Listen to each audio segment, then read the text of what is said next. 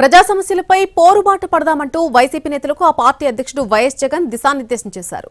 6 నెలల్లోనే కూటమి ప్రభుత్వంపై వ్యతిరేకత ఏర్పడిందన్న జగన్ సూపర్ 6, సూపర్ 7 గాలికి ఎగిరిపోయాయని విమర్శించారు. ప్రశ్నించే వారిపై తప్పుడు కేసులు పెడుతున్నారని, ఈ పరిస్థితిలో ప్రజలకు అండగా నిలబడాలని పిలుపునిచ్చారు. ఈ నెల 11న రైతుల సమస్యలపై ఆందోళన చేయాలని నిర్ణయించారు. ఈ నెల 27న కరెంటు ఛార్జీల మోతపై నిరసన తెలపాలని షెడ్యూల్ చేశారు. జనవరి 3న విద్యార్థులకు బాసటగా నిలదీత కార్యక్రమం ఉంటుందని జగన్ తెలిపారు. వీటితో పాటు సూపర్ 6 హామీల అమలుకు డిమాండ్ చేయాలని పార్టీ తరఫున నిర్ణయం తీసుకున్నారు. ఈ నెల 11న రాష్ట్ర వ్యాప్తంగా అన్ని జిల్లాల్లో కలెక్టర్ల కార్యాలయాల దగ్గర రైతులకు సంబంధించి ధాన్యం సేకరణలో జరుగుతున్నటువంటి అన్యాయంపై నిలదీయాలని వైసీపీ నిర్ణయించింది. రైతులతో కలిసి ర్యాలీగా వెళ్లి జిల్లా కలెక్టర్లకు వినతి పత్రం ఇస్తారు. కరెంటు ఛార్జీల పెంపుపై నిరసనగా డిసెంబర్ 27న ఆందోళన చేపట్టాలని నిర్ణయించారు.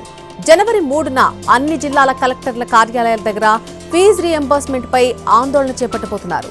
దాదాపు 3,900 కోట్ల బకాయిలు చెల్లించాలని డిమాండ్ చేస్తున్నారు. పిల్లలతో కలిసి కలెక్టర్ల కార్యాలయాలకు వెళ్లి వినతి పత్రాలు సమర్పిస్తారని పార్టీ వర్గాలు తెలిపాయి. ఈ 3 సమస్యలతో పాటు సూపర్ 6 హామీల అమలుకు డిమాండ్ చేయాలంటూ ఎజెండాను ఫిక్స్ చేసింది వైసీపీ. ఇవాళ శ్రీకాకుళం జిల్లా నేతలతో జగన్ సమావేశం కానున్నారు.